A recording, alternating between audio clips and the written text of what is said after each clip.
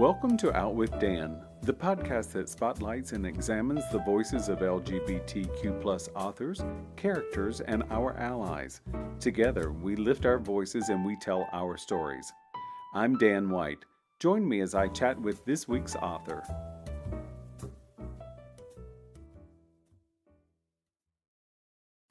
Hello and welcome back to Out with Dan. Today I'm excited to talk to New York Times bestselling author Marshall Karp about New York NYPD Red 8. I'll get it out eventually, Marshall. Welcome.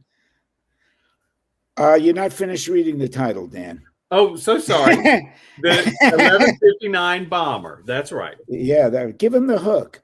That's right. So a bomb goes off at 11:59. So even I could figure that out from the title. So why don't you give the audience an overview of what this outing is about?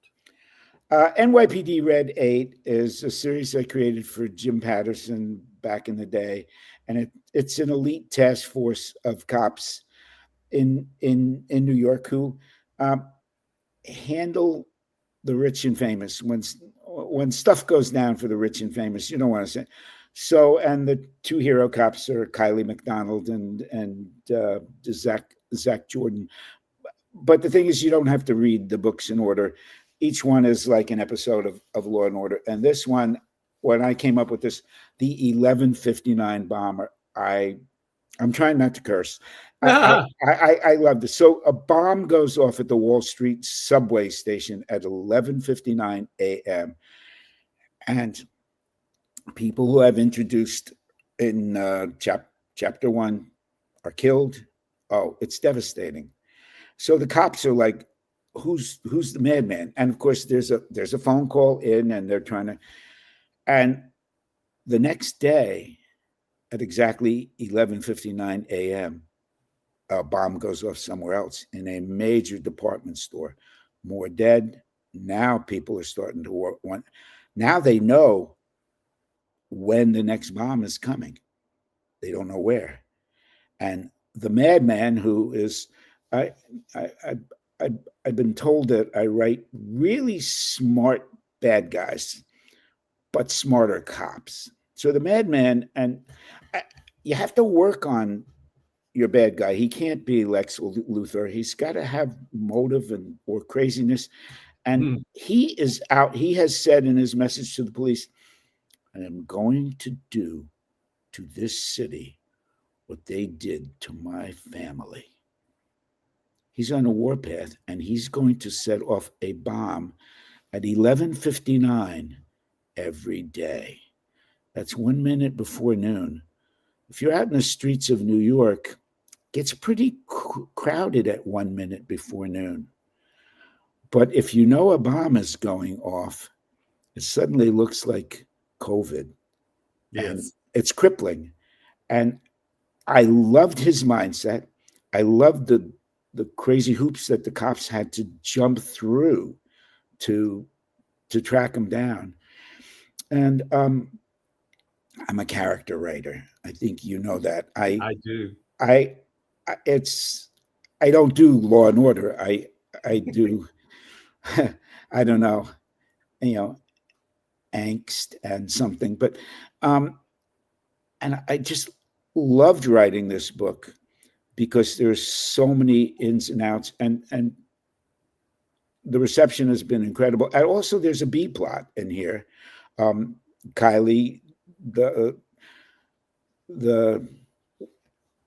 wise ass of the team,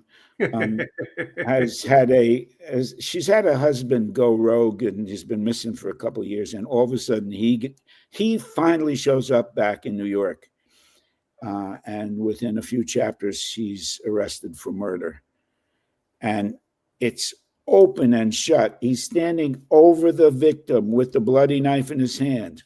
How does Marshall write himself out of that one? Yeah, but she being, she's his wife, but he hasn't been around for a long time. She's going to prove he can't have done it, or did he do it? And her partner says, I think he did it. Anyway, and then there's one other little part that I'll let people find out. It's so it was so much fun to write. And I'm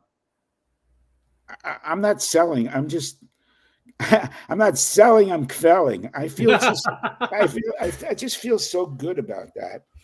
But I don't So think, that I that don't, last that last thing you mentioned, I won't give it away, but I will tell you it really was so tender, and it was written with such conviction and such love on your part that it just shined off the page. It was absolutely wonderful. stop. So I was a little curious. Was the 11:59 bomber the first plot point for you, or was it Kylie and Spence? Oh, no. It was definitely the 11:59 bomber. Okay. That's why it's the title that podcasters never read. Well, sadly, yes, you're I, right. I don't I stick it to everybody, Dan, and Oh, good, good. It's not just me. Yay. uh, yeah, but I'm a recovering asshole. I'm trying to get trying to look. I it's out of nowhere because my stream of consciousness is a little, weird. I said to my wife, "Do you want to do this?" No, I don't want to do this. I said, "Do you want to go here? It's snowing out. Do you want?" No, I don't want to do that. I said, "You know what? Next anniversary, you are not getting an anniversary present, and you'll be lucky if you get a participation trophy." So I mean, that, yeah, but that's not the warm and tender Marshall you were talking about. But yeah, Well, but though, so that is one thing that I really admire in some authors. They have the ability to bring in the warm and the tender, and yet between Kylie and Zach, there's such lively banter back and forth between them that is love in its own way, Marshall. But it's not the tender love that you find with the other story. But with Zach and Kylie, I feel like they're true partners in life. As well as being police officers together, they are como uno, where one goes, the other goes, and they think alike. And it's funny because in Zach, Zach says to Kylie, you're codependent. And then later on, she says to him, well, you're codependent as well. And I love that because I do find that with best friends, we are often codependent. oh God, I'm. What's your emergency? I'll change my whole life for you. So, but I think that's like that not only in great partnerships because I work with a retired NYPD detective, first grade, decorated, 24 years. He makes sure that the ring of truth is there, and it's amazing how little writers know about police work. And he and I are back and forth. We have that, but you and I talked for a few minutes before you started the podcast, and we were bantering just like that. It's like that for me is comfort level. Um, I my wife says I'm an extrovert. I say I'm not. I'm really an introvert. I'm up here in Woodstock, New York. Can I show Sure. can Yes. I show the fans Yes. what's can you see the snow out there? It is absolutely gorgeous, Marshall. Yeah, and so I say no, I'm an introvert. And she said, no, you're an extrovert. And I said, let's look for a third category. And So I don't want to offend anybody, but we came up with Marshall's an introvert with Tourette's.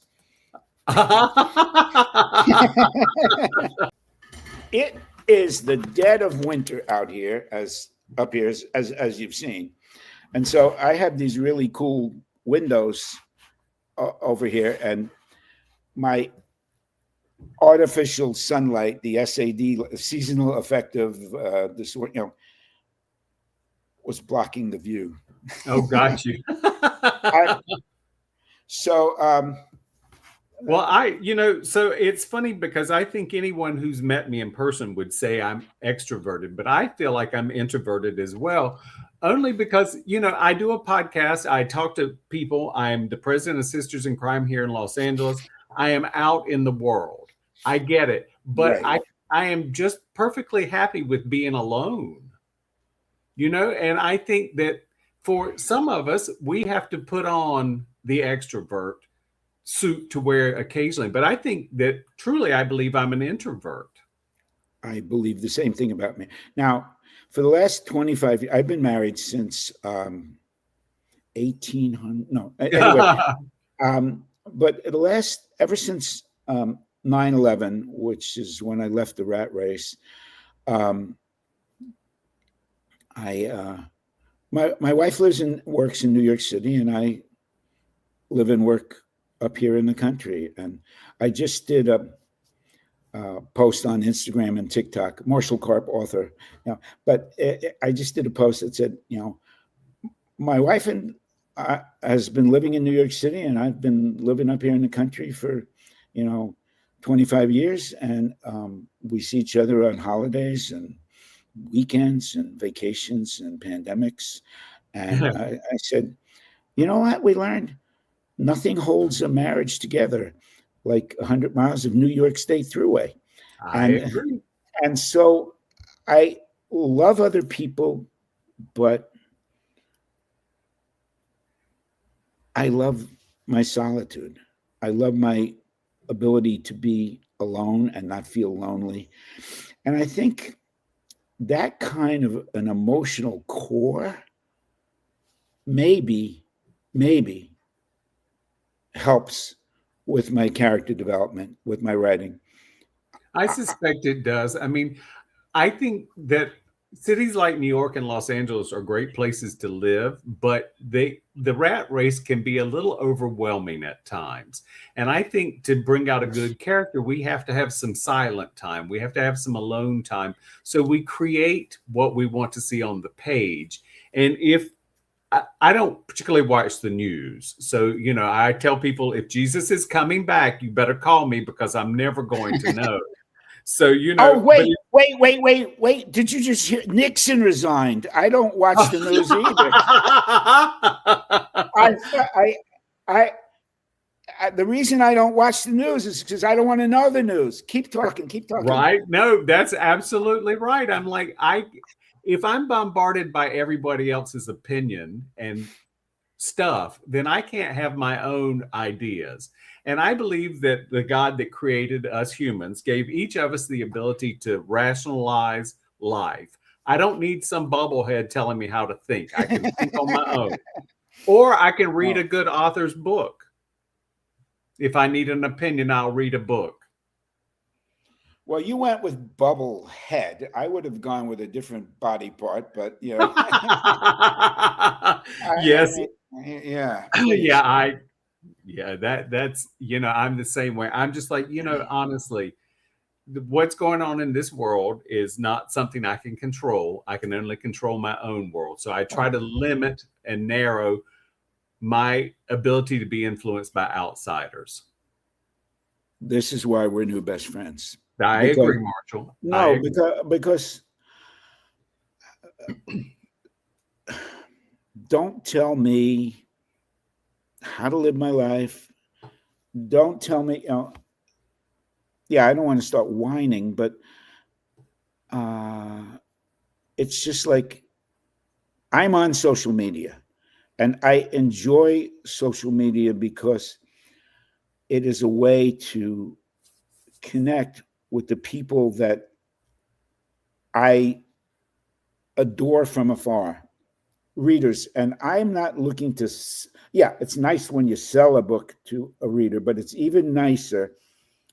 This woman just wrote to me, small town in Georgia, and she said, I just read NYPD Red 7, which came out like a couple of years ago.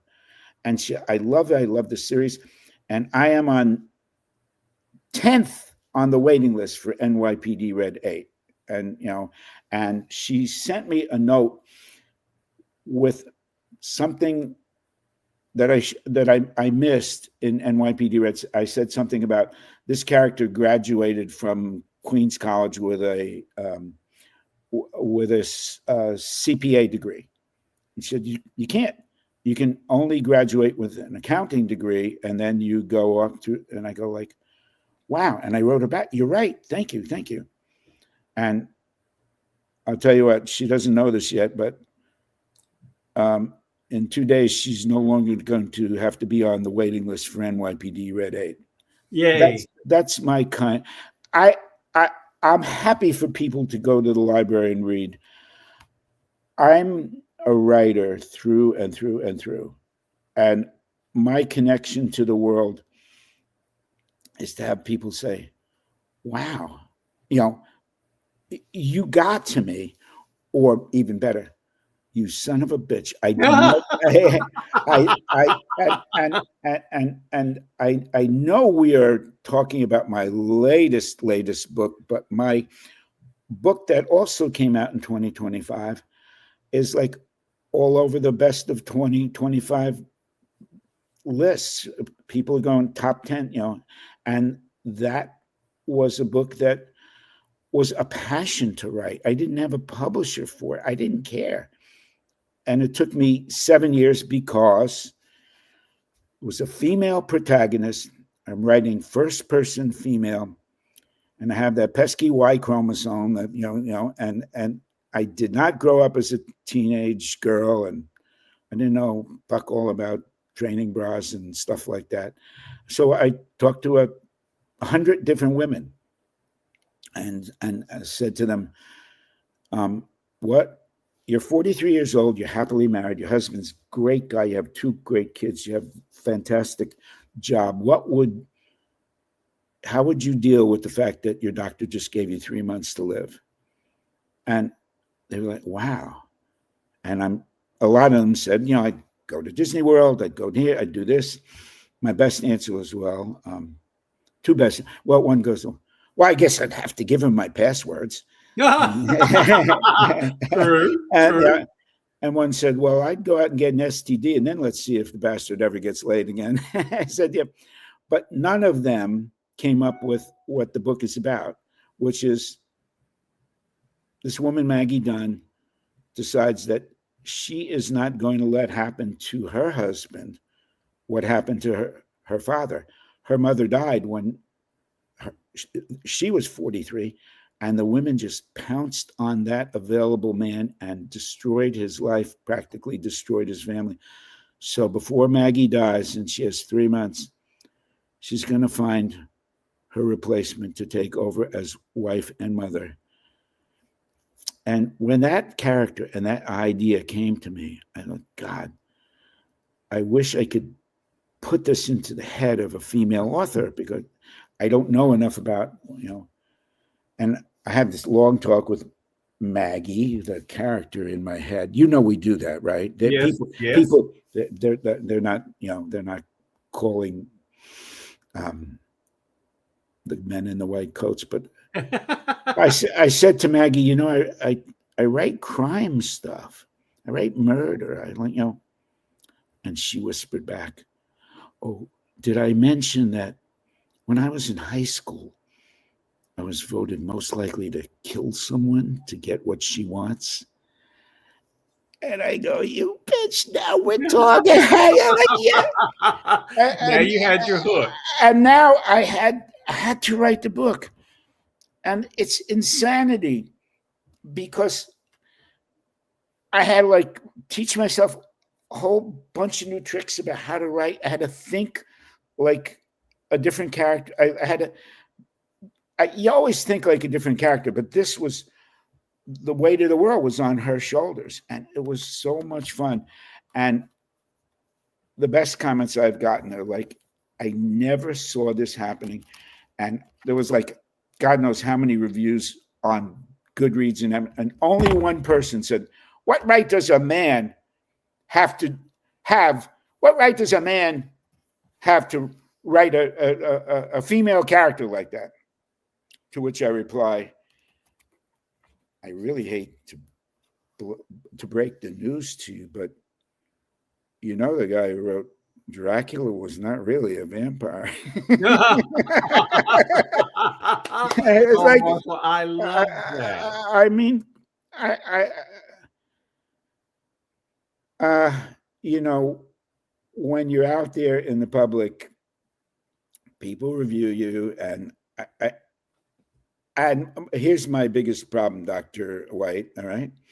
Um, I walk into a room, 99 people applaud, and then one guy's going like, nah. Right. All right. Question. Yes, sir. Who do I see? Who do you see? Oh, right. That's it. Well, Yeah. of course, because I think, unfortunately, I think our need to protect ourselves outshines that need to be brilliant. I mean, it does. You know, I think we look for that one person in the room to make us say, you know what, screw you, I'm going to do it my way. So that book you were talking about is called Don't Tell Me How to Die. Wait, watch this. All right, bring it on. There you go. Don't Tell Me How to Die. It is so wonderful. And honestly, that book is the way I came to know your writing, is because you were on Marie Sutro's Twisted Passages. And I said to Marie, if my voice ever drops, I hope I get Marshall's. I think at this age, it's not going to drop anymore. Well, Dan, yeah. See? Oh, well, I tell you, Marshall, this has been such a great time. I've had such a wonderful time. The latest book is NYPD Red 8. The book before that is Don't Tell Me How to Die. And there are plenty of other books by Marshall Karp that every listener should check out. At karpkills.com or Marshall Karp author. I know this is Out with Dan. Yes. And one of the characters, you know, I was thinking, am I out enough for Dan? And one of the Maggie's sister in Don't Tell Me How to Die she's gay. Yeah. And she has some really funny stuff to say about it. And she busts the sister relationship is incredible.